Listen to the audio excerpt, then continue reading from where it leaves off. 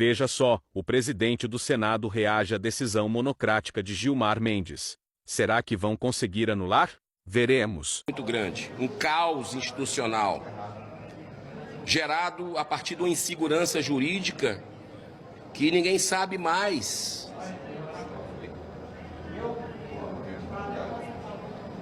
Quem está no seu quadrado, quem não está, não existe separação entre poderes no Brasil, não existe absolutamente independência entre os poderes, tem um poder que está acima dos demais e que pinta e borda com o país. E o brasileiro precisa ter alguém para defender, né? Então, com todas as limitações e imperfeições, nós temos procurado cumprir o papel, de uma certa forma, ser a voz da sociedade. E esse pedido de impeachment do ministro Gilmar Mendes, ele chega após 2 CPIs que nós tivemos aqui sobre as bets, que é um grande problema nacional,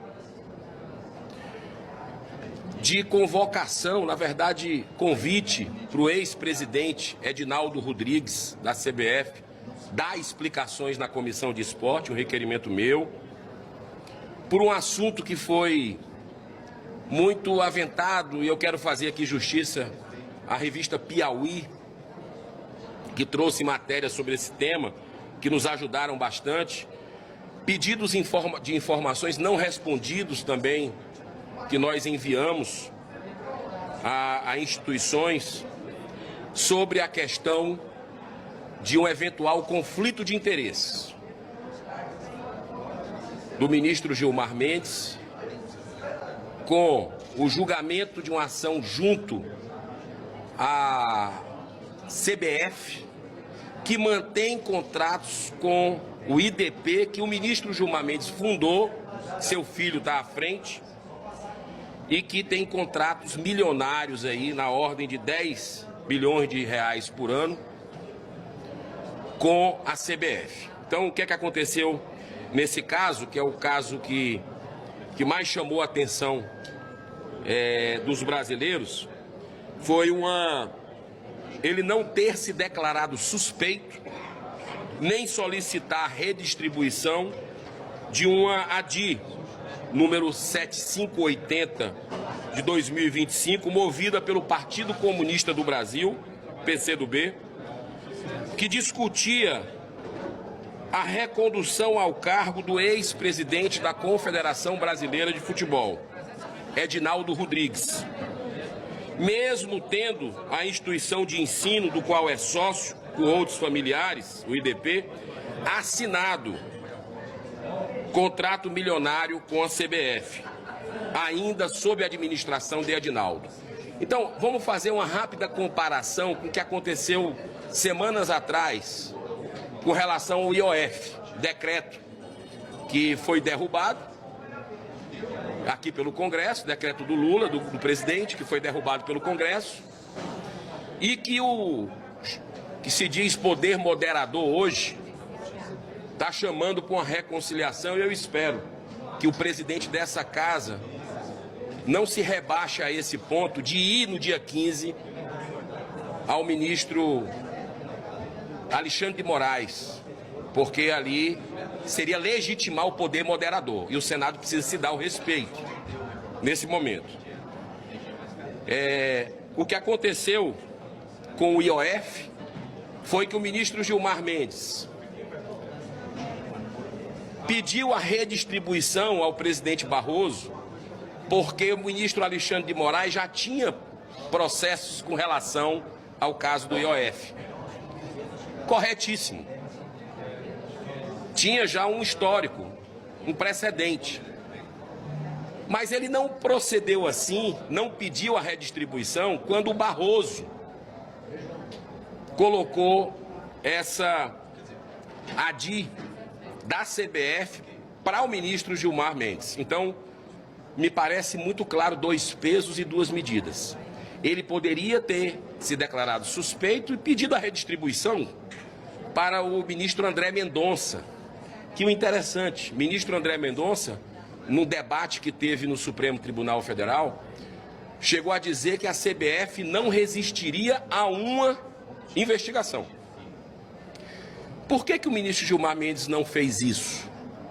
Será que é porque tem contratos com o IDP, que a CBF tem contratos? Então me pareceu um conflito de interesse que a gente respaldou aqui. São 31 páginas desse pedido de impeachment e me parece uma violação do artigo 145 do Código de Processo Civil. Outro item importante é a participação de ato político partidário.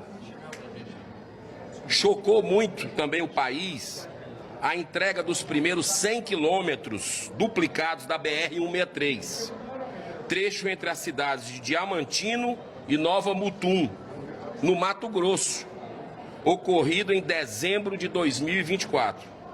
Cabe destacar que o irmão do denunciado aqui, desse pedido de impeachment, é o prefeito da cidade de Diamantino.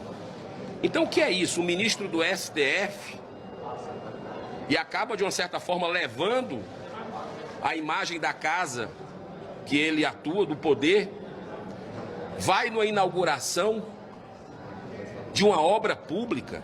Isso não me parece razoável. Me parece algo de um ato político partidário. A gente vê ministros, eu sei, aqui no Brasil, só no Brasil, dando entrevista fora dos autos o tempo inteiro. Isso está errado. Entrevista, tem que se manifestar nos autos. E a gente está vendo essa inversão também aqui no Brasil. Outro caso também, que para fechar o último item, são interferências em matéria exclusiva do parlamento, mais uma invasão, né, um ativismo judicial, por atuar de maneira ostensiva a favor da volta da homologação trabalhista em sindicato, utilizando-se do cargo que ocupa para dar crédito ao PL 2690 de 2025. Que a gente tem visto muito aqui, legislações que nós passamos, às vezes, décadas debatendo com a sociedade, consumindo o dinheiro de quem paga imposto, né, com salário, com a estrutura de assessoria. E numa canetada, um ministro do STF vai e desfaz. A gente tem visto isso à torta e à direita.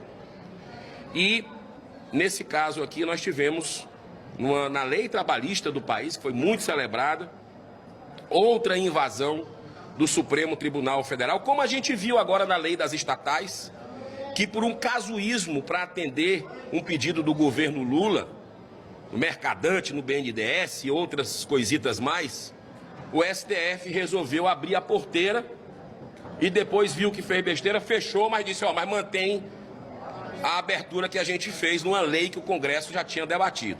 Isso a gente está vendo no Marco Civil da internet, viu agora com a institucionalização da censura no Brasil, referendando aquelas decisões vergonhosas dos tribunais secretos que foram revelados pelos Twitter Files, os arquivos do ex-Twitter, que estava lá pedindo para as plataformas censurarem os nossos tribunais superiores, pedindo para as plataformas fazer. E agora eles estão institucionalizando isso.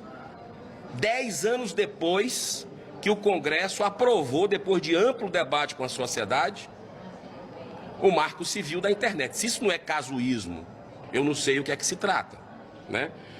Inclusive eu falei para o presidente Davi Alcolumbre que ele deveria, com todas as críticas que nós temos ao presidente Rodrigo Pacheco, mas ele fez uma coisa certa, que foi imediatamente quando o Supremo invadiu a competência aqui do Congresso no porte de drogas, né? Especialmente da maconha, que era o que eles queriam liberar o porte.